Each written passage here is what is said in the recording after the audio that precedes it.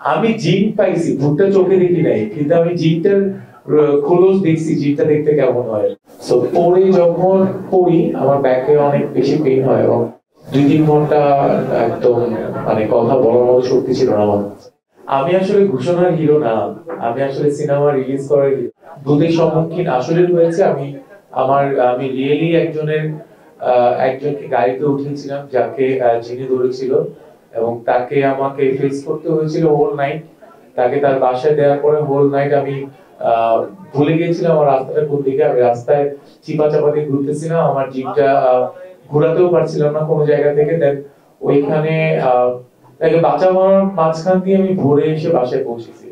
So everything is possible in this world. আমি জিন পাইছি, ভূতটা চোখে দেখি নাই, কিন্তু আমি জিনটার খোলস দেখছি, জিনটা দেখতে কেমন হয়। বেশটা নরমাল ছিল, কিন্তু তার যখন আপনি জিন ধরার পরে যে ফেসটা, সেটা একনরমাল, লাইক ডেঞ্জার জোনের মতো। ওই সিনটা ছিল হচ্ছে আমাদের এন্ড ক্লাইম্যাক্স এর। আমাদের এই সিনটা শুট করেছিলাম আমরা ন্যাশনাল পার্কের দিকে। সো ওই দিনটাতে আমাদের হিউজ অ্যারেঞ্জমেন্ট ছিল।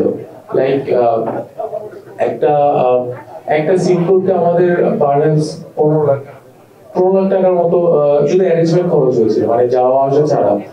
আমি যখন আমাদের 4-5টা রিক ইউজ হয়েছিল।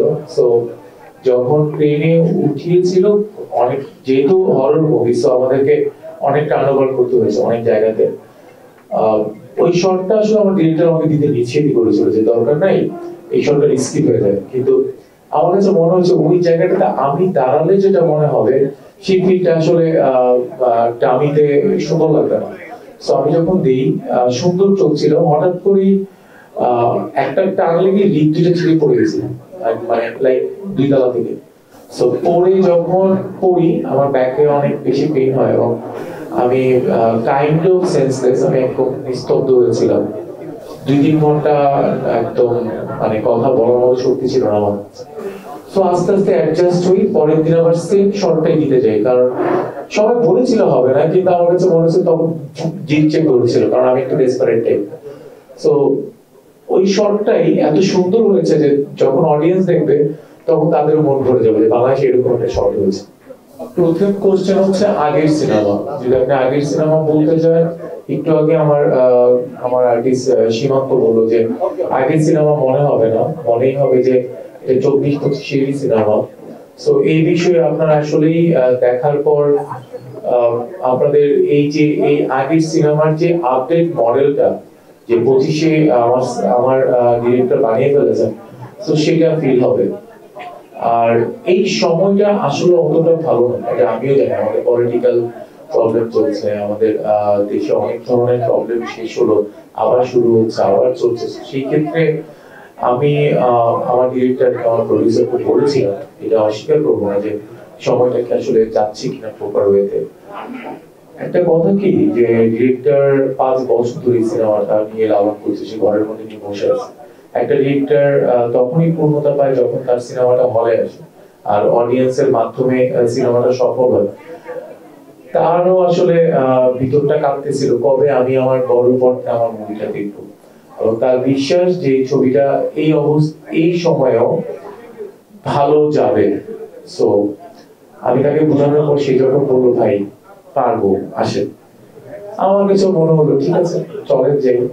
অডিয়েন্স যদি দেখে ভালো বলে, এটাই তো আমাদের পূর্ণতা। আমি আসলে ঘোষণার হিরো না, আমি আসলে সিনেমা রিলিজ করার হিরো। যেই সিনেমাটাই আমি ঘোষণা দিব সেই সিনেমাটা শেষ হবে এবং ছবিটি রিলিজ হবে। তো ঘোষণার হিরো যদি হতাম তাহলে এই 12 মাসে আমি 15টা সিনেমা ঘোষণা দিতে পারতাম, আর 15টা সিনেমা আমি 30 লাখ টাকা সাইন করে দিতে পারতাম।